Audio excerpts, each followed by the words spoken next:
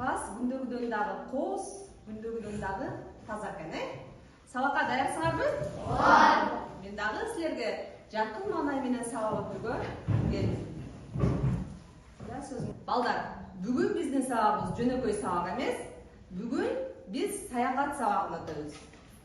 Өзүңөрдү боттун үстүндө бараткандай сезип отурасыңар, Урматтуу жүргүнчүлөр, коңшулаш мамлекеттерге саякаттоо үчүн учагыбыз даяр. Мен Кудайбердиева Сымбат, экипаждын капитаны катары силерге жагымдуу саякат каалайм. Биринчи эле жагымдуу маанай түзүп алыш үчүн баарыбыз ордубуздан турабыз.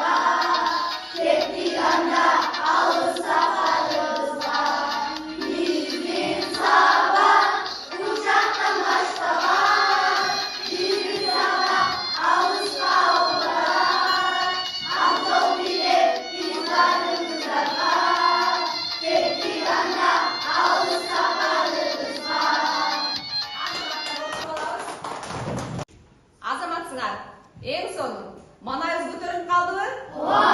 Эми болсо балдар, биз сырттан киргенде бул жерден бирден паспорт алып, ичиндеги номерлер аркылуу топторго бөлүнүп отуруп алдык, Эми болсо капитан командаларды шайлап, командабыздын атын коюп алайлы, Мамлекеттин негизги белгилери болгон калкы, аймагы башкаруусу боюнча бүгүн 3 топко бөлүнөбүз. Биринчи топтун аты аймак командасы болду. Капитан башын ким шайлайбыз? Шакубаны шайлайбыз. Экинчи топтун аты калк командасы болду. Капитан Алия болду. Ал эми үчүнчү топ болсо башкаруу командасы болду. Капитан командабыз Алина болду. Кана балдар, бүгүнкү сабакты ийгиликтүү аяктап алуу үчүн алтын эрежеге көңүл бурабыз. Улуттук тилде так жана таза сүйлөөгө аракет кылабыз сабакта, адеп акылактык баалуулуктарды сактайбыз, убакытты туура пайдаланабыз, ынтымакта, биримдикте аракеттенип, тынчтыкты сактайбыз. Мугалим, бири-бирибизге сыбыт мамиле жасайбыз, класста тынчтыкты сактоо менен өз өлкөбүздүн тынчтыгын камсыздайбыз, эрежелерди сактап, сабакка активдүү катышабыз, Эми балдар, мен дагы паспортумду алайын, Ичинде эмне бар экен? Чогуу көрөбүз. Мына болгон суроо бар экен. Кыргызстан кимдики, балдар? Биздики. Балдар, Кыргызстан биздики десек, биз жоопкерчиликти анча эле мойнубузга ала бербейт экенбиз. Ошон үчүн Кыргызстан меники дешибиз керек экен. Кыргызстан кимдики экен, балдар? Меники. Азаматсыңар. Кана, Кыргызстан үчүн кооз, сулуу сөздөрүңөр барбы? Ооба. Кана? Мен Кыргыздын кызымын. Азаматсың бармаңга? Кана? Юсуф? Мен Кыргызстанды сүйөм. Алиска? Кыргызстандын табигый жерлери биз үчүн ыйык. Азаматсың? Нурбек? Кыргызстан меники, ар бир тоо, ар бир таш менин мекеним. Азаматсың? Мен Кыргызстандык экениме сыймыктанам. Азаматсың? Дагы ким? Мен Майсал? менин мекеним Кыргызстан. Азаматсың? Мен Кыргызстандан коргоого даярмын. Азаматсың, Амантур? Кыргызстан өлкөсү менин мекеним. Балдар, силерге суроо. Биз кайсы облустта жашайбыз? Жакшы, азаматсыңар. Борбор шаарыбыз кайсыл шаар? Бишкек. Республикасын ким башкарат? Президент. Азаматсыңар. Кыргыз Республикасында канча облус бар? 7. 7 облус. 7 облус бириксе, эмнени түзөт? Мамлекетти. Азаматсыңар балдар. Бардык суроолорго туура жооп бердиңер. Кайсы мамлекеттин желеги? Казакстан. Жакшы. Андан кийинки? Франция. Азаматсыңар. Ал эми бул желек кайсы? Индия. Азаматсыңар. Булчу? Германия. Ал эми бул мамлекеттин желегин тааный эмессиңер? Азаматсыңар. Ал эми бул? Кыргызстан. Биздин сүйүктүү өлкөбүз Кыргызстандын желеги.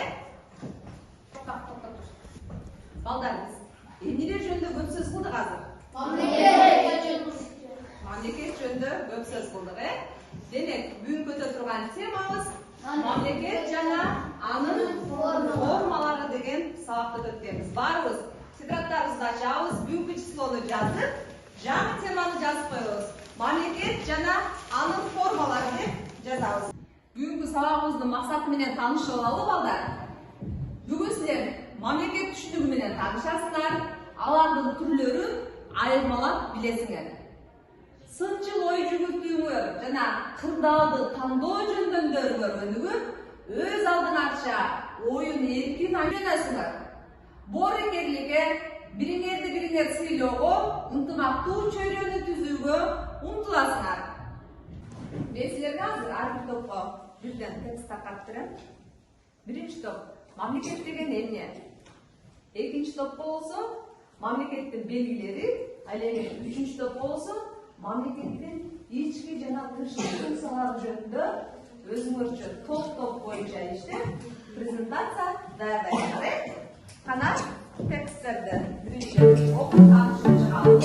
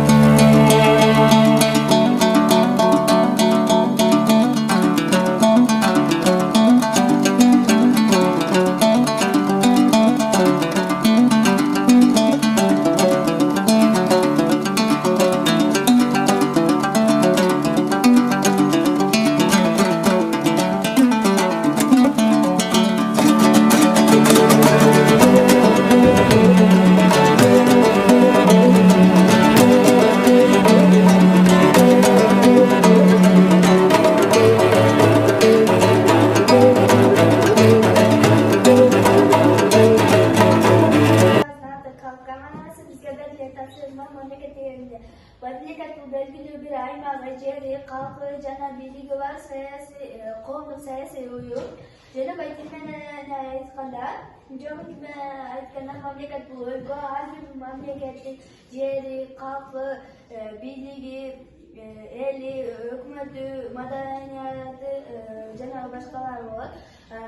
Мисалы Кыргызстан, Казакстан, Түркмөнстан, Өзбекстан булар мамлекет болуп эсептелет. Мамлекет элди башкарып, тартип сактап, мыйзам чыгарып, коопсуздукту камсыз кылат. Кыргыз Республикасынын туусу деп аталат. Жана бул сүрөттөн биз тоолорду, бийик тоолорду жана гүлдөрдү тартканбыз. Себеби Кыргыз Республикасы аябай тоолуу өлкө жана кооз өлкө. 3. Мамлекеттик бийлик. Мамлекеттик бийлик 3кө бөлүнөт. Жогорку кеңеш, өкмөт, жогорку сот. Жогорку кеңеш мыйзам чыгаруучу орган. Өкмөт мыйзамдарды аткарат. Жогорку сот мыйзамдардын чыгарышын көзөмөлдөйт. Биздин команда аймак командасы, биздин командага мамлекеттин белгилери боюнча тапшырма берилген. Мамлекеттин негизги белгилери: биринчи аймагы, экинчи калкы, үчүнчү башкаруу органдар. Кыргыз Республикасынын туусу герби кийини. Туунун мааниси кызыл түс, эрдикти, кайраткерликти билдирет. Күн жашоонун тынччылыкты жана байлыкты символдойт. Гимндин авторлору Садыков, Кулуев, Davlesov Молдобасанов Республикасынын тусу 1992 жылдын 3 мартында кабыл алынган. Ал эми келби 1994 жылдын 14 январында кабыл алынган. Гимни болсо 1992 жылы 18 декабрда кабыл алынган. Миссиялар биринчи саясий бул багытта мамлекетибизди өлкөдөн саясий камсыздуу аракеттенип, экинчиси укуктук мындай адамдардын жүрөгүн тургузууга салгылап, кийинкиси уюштуруу биринчи кезекте башкарчу адистер промыслы алардын натыйжалуу иштер камсыздап, экономикалык мамлекеттин эң иштерин деген эмне? Мамлекет деген өзүнүн аймагы бар, калкы жана башкаруу органдары бар саясий бирикме. Ал коомдун экономикалык жана социалдык түзүлүшүн сактап, аны башкарууну ишке ашыра турган саясий системанын негизги институту. Мамлекеттин өз алдынча аймагы жана калкы болот. Башкаруучу ишин жүргүзүү үчүн атайын адамдар иштейт. Аларга эмгек акы төлөө жана башка маселелерди чечүү үчүн элдер салык чогултат. Ошондой эле мамлекеттин атайын түзүлгөн армиясы мамлекетти коргоп турат.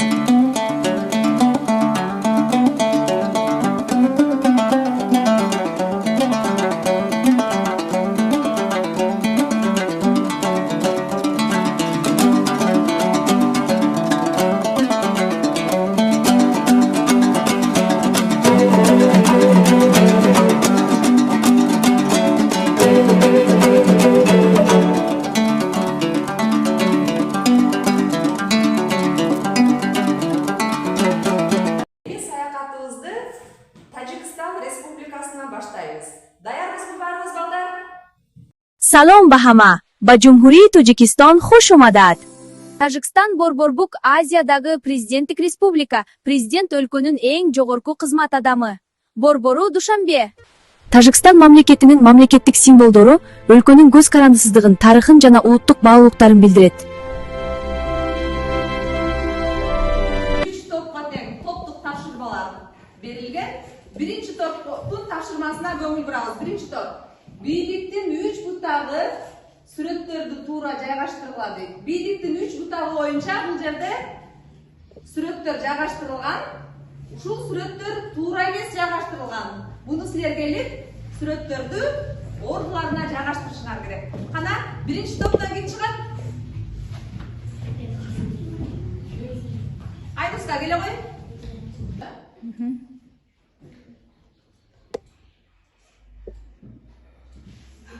Өкмөт мыйзамдарды аткараттан сүрөт туура эмес коюлган. Бул жакка болуш керек. Ал эми бул жакка болуш керек. Азаматсың Айнуска, тапшырманы суроолорго туура жооп берди. Шарт боюнча кийинки саякатыбыз Өзбекстан мамлекет. Barchaga salom. O'zbekiston Respublikasiga xush kelibsiz. Борбор Азиянын чоқ ортосунда жайгашкан бай тарыхы бар унитардык мамлекет. Өлкөнүн борбору заманбап Ташкент шаары. Мамлекеттик башкаруу тизгини өкмөт жана мыйзам чыгаруучу орган Олий Мажлис тарабынан жүргүзүлөт. Эгемендүүлүктүн алгачкы жылдарында тагыраагы 1991 жылы өлкөнүн туусу, ал эми 1992 жылы герби менен гимни кабыл алынган. Мемлекеттин топтошулугун тутууга аткаруу иштери бул багытта мамлекет саясий улуттук камсыздыкка аракеттенет. Бул жер болсо саясий болуш керек. Экинчи сонунда мамлекет адамдардын жүрөктөрүнүн жолу сулачу улуттук ченемдер чыгарат. Бул да саясийге болот. Биринчи кезекте башкаруу адистерин курамын түзүп алат, натыйжада иштешин камсыздап, бул уюштуруу болот. Мемлекеттин эң негизги иштеринин бири катары эсептелет. Бул экономикалык, элдин жумушка турак жайга болгон муктаждыктарына багытталат, бул социалдык. Азаматсың, отура кой. Үчүнчү топко балдар. Бул жерде пазылды, кыркылган пазылдар бар, Үчүнчү топко балдар. Силерге пазыл берилген, кыркылган пазылдарды силер тууралап, дүйнөлүк картанын негизинде жайгаштырасыңар. Бул жерде жашыл түстө берилген, булар федеративдик мамлекеттер, Ал эми көк түстө булар кайсы мамлекеттер эле? Унитардык мамлекеттер. Азыр мен силерге кыркылган пазылдарды сүрөт менен чоң беремин. Силер бат-баттан пазылдарды тууралап жайгаштырасыңар.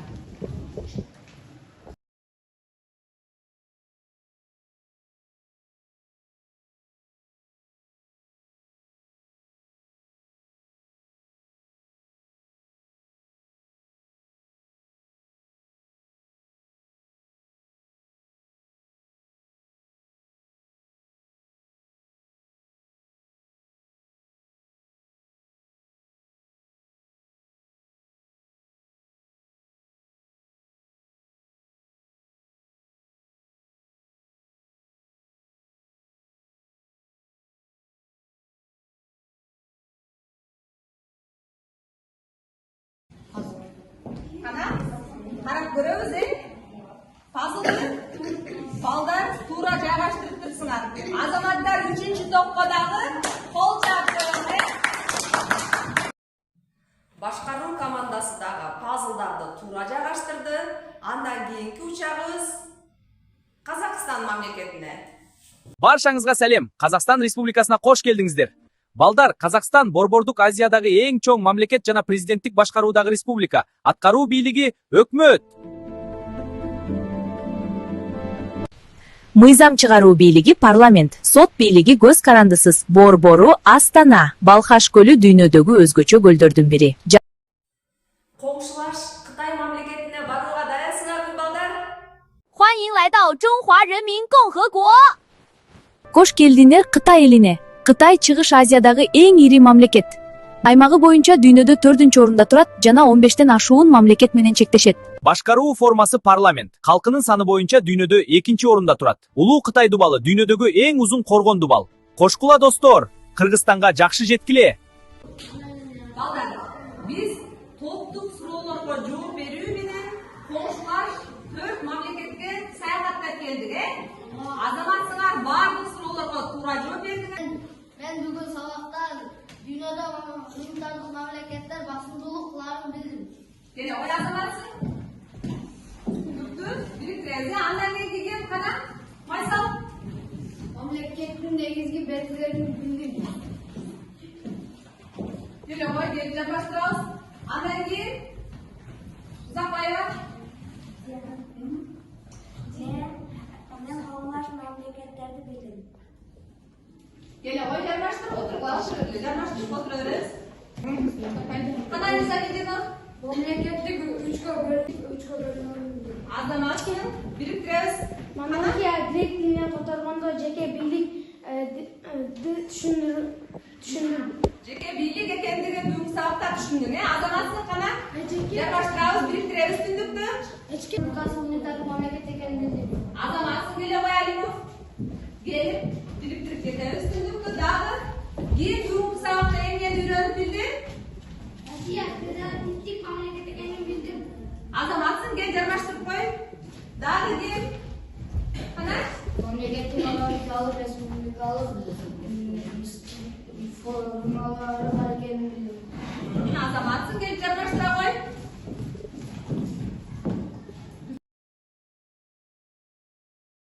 Кана балдар, ушуну менен сабагыбыз аяктады, Кана топ башчылары сабакта баалап отурган топтук баллону алып келебиз. Биринчи топтон кана Шафу келе кой. Канча бал топтопсуңар? Канча бал топтопсуңар? Командасы биз бүгүн 7 бал. Азаматсыңар. Аймак командасы бүгүн 7 упай топтоптур. Отура кой. Экинчи топтун топ башчысы келе кой Алия. Канча бал топтопсуңар? Биздин калк командасы общий 15 упай топтоштур. Халк командасы 15 упай топтоптур. Үчүнчү топ башчы, үчүнчү топтун топ башчысы Алия келе кой. Канча бал жыйнапсыңар? Биз бүгүн 7 упай топтоп башкардык. Азаматсыңар.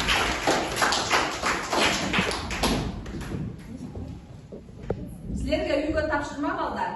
Эгер мен президент болсом деген темада үйдөн эссе жазып келесиңер. Түшүндүңөрбү? Саякат сабагыбыз аягына чыкты. Бүгүн биз коңшулаш мамлекеттерге барып, коңшулаш мамлекеттердин кооз жерлерин көрүп келдик. Алардын мамлекеттик түзүлүшү менен таанышып келдик. Мыйзамдары, символикалары жөнүндө тааныштык. Ошондой эле башкаруу системасы бар экенин билдик. Абсабиров бүгүн сабакка жакшы катыштың. 5 койдум сага.